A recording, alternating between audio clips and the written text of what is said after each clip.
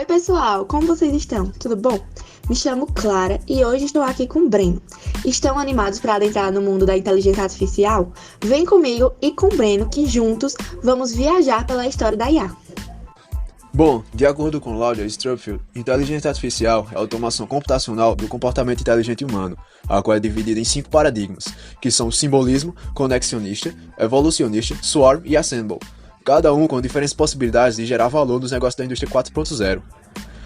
Muito massa, hein, gente? Mas me conta aí mais, quais são as características e como podemos exemplificar esta área? Falando um pouco mais desses paradigmas de IA, suas características naturais e exemplos de aplicação, eles são os princípios constitutivos, as regras lógicas e simbolismos, fundamentos dos neurônios, evolução natural e por assim em diante. É como se nós estivéssemos repetindo a nossa inteligência em um computador. Podemos citar também o mundo do cinema, né? Esse tema é tão inspirador que Hollywood nunca deixou de falar dele. Desde Metrópolis, um clássico de 1927, temos produções com robôs, computadores e programas que agem para o nosso bem ou em busca da nossa destruição. Exatamente. Temos muitos filmes como referência, assim como Blade Runner, O Caçador de Androides, e a Inteligência Artificial, Ela, que é um filme recente, aquele sobre um sistema pessoal com a voz da Scarlett Johansson, as franquias Matrix, O Exterminador do Futuro e O Robô. São muitos filmes, que é baseado na obra essencial de Isaac Asimov. Em 2001, Uma Odisseia no Espaço, que fez grande sucesso, assim como o livro, e também O Ameaçador HAL 9000. No início do século XX, graças aos acontecimentos da Segunda Guerra, podemos notar uma nova consciência sobre a tecnologia, a exemplo em 1943, que é publicado por Walter Pitts e Warren Mutlock, o primeiro artigo que fala sobre redes neurais, que são estruturas de raciocínio artificiais e que, através de cálculos matemáticos, eles têm a capacidade de imitar o sistema nervoso central humano. Olha como é incrível. Também, em 1949, chegou Alan Turing, que percebeu que faltava aos computadores uma peça importante para a aquisição da inteligência. Eles não guardavam comandos, apenas os executavam. Eles podiam fazer, mas não se lembravam do que tinham feito. Então, em 1950, Turing ele desenvolveu o teste de Turing, que consiste na criação de uma avaliação para saber se uma máquina ela está apta para se passar por um humano em um teste escrito. E este teste, que também ficou conhecido como Jogo da Imitação, que também se tornou o nome do filme que se retrata a sua própria história, fica como recomendação. No mesmo ano, também teve Claude Shannon, que apresenta um trabalho de como uma máquina pode ser programada para jogar xadrez, utilizando cálculos de posições simples.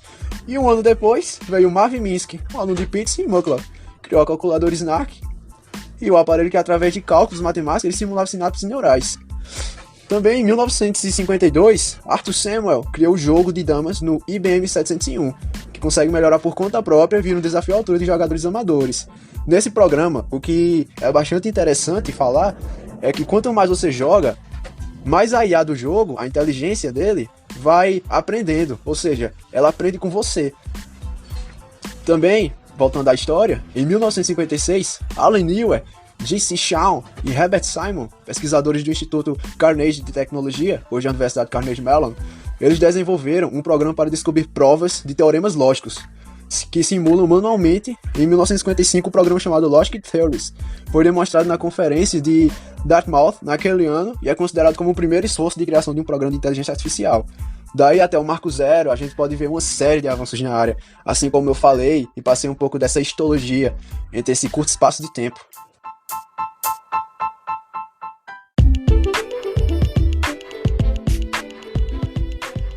É engraçado, né? Quanto mais a gente escuta, quanto mais a gente lê sobre a IA, mais a gente descobre que ela é um mundo, que a gente não conhece ela tão bem. Em 1957, Franklin Rosenberg apresenta o algoritmo Perceptron, uma rede neural de uma camada que classifica resultados e que começou com uma máquina chamada Mark I. Já em 1958, surge uma linguagem de programação Lisp, que na época tornou-se padrão em sistemas de inteligência artificial e hoje inspira uma família inteira de linguagens. Totalmente, concordo totalmente com você. E um fato interessante e próximo a esse que você citou é que em 1959 vemos pela primeira vez o termo Machine Learning, descrevendo um sistema que dá aos computadores a habilidade de aprender alguma função sem serem programados diretamente para isso. Ou seja, basicamente significa que eu alimento um algoritmo com dados para que a máquina aprenda a executar uma tarefa automaticamente. Imagina em 1964, né, quando foi criado o primeiro chatbot do mundo. Elisa, como é chamada, ela conversa de uma forma automática imitando uma psicanalista, usando respostas baseadas em palavras-chave e em estruturas sintáticas. E em 69 é demonstrado o Shake, primeiro robô que unia mobilidade, fala e certa autonomia de ação, funcional, porém lento e cheio de falhas ainda. No meio dos anos 70, até no começo dos 80, aconteceu que viveram num período sombrio conhecido como o inverno da inteligência artificial. Não sei se você conheceu ou se já ouviu falar, mas era uma área de poucas novidades, cortes nos investimentos e baixa atenção do setor. Pois é, Brenda, eu também sei um pouquinho sobre a IA, hein? Mas é engraçado que com a inovação, várias outras áreas surgiram, né? E uma delas, a de Edward Feigenbaum, a de sistemas especialistas, se dando início no começo da década de 1980. Esses sistemas são softwares que realizavam atividades específicas de um campo, substituindo os humanos, mas com um raciocínio bem mais veloz e de base de conhecimentos bem vasta, né? Então, mas vamos voltar para a linha do tempo, porque o Japão ele vai entrar nessa história com a chamada quinta geração de computadores, que foi uma tentativa do país de investir na área de tecnologia e de modernizar a indústria de 1982 até a década de 90, incluindo a inteligência artificial. Por um lado, isso colocou o Japão no mapa dos novos avanços de vez e acelerou alguns setores, como de microprocessadores e supercomputadores. Só que o investimento, de novo, foi descontrolado, sem contar a adoção de uma linguagem de programação sem grande adesão chamada Prolog e ideias maiores que o poder das CPUs da época. Engraçado, né?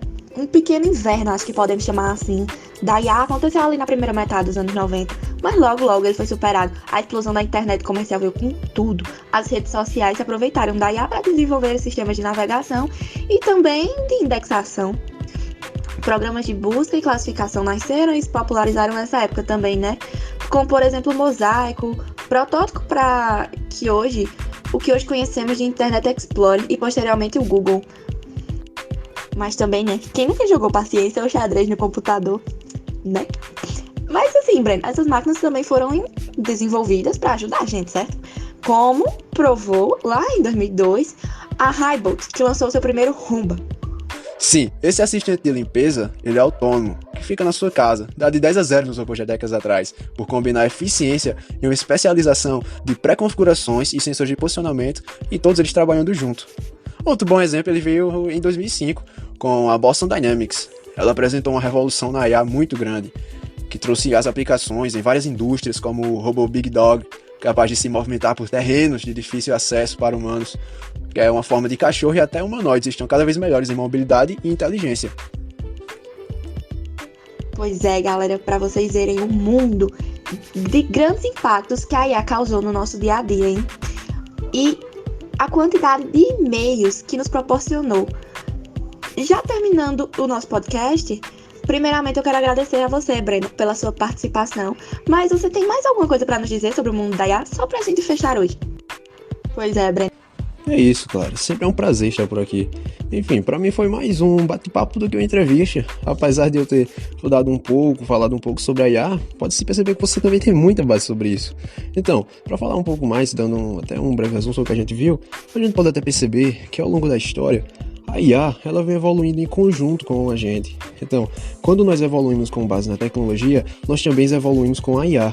Então, pode-se dizer, na minha visão, que nós evoluímos em conjunto com ela. Então, nós podemos dizer que a IA pode nos ajudar em vários processos da nossa vida cotidiana, que até já acontece hoje em dia. Como foi citado no meio do podcast, a própria Siri, também tem a Alexa. Esses dots que são usados em casa hoje em dia, eles são extremamente versáteis e nós podemos utilizar de diversas formas. Isso é uma das partes que mais me deixa maravilhado com a IA. Então, mais uma vez, eu agradeço por estar participando daqui, né? Foi uma conversa extremamente boa. Pois é, Breno, hoje nosso bate-papo foi muito interessante, de muito conhecimento, hein? Mais uma vez, muito obrigada por ter participado aqui conosco. E você, não deixe de participar. Esse é o nosso primeiro episódio, hein? Vem outro por aí. Não perca, fique ligado. O mundo da IA, ele não para por aqui. Vale lembrar que esse podcast usou referências do Instituto de Engenharia.org, Medium.com, Opencard.com e Harvard.edu.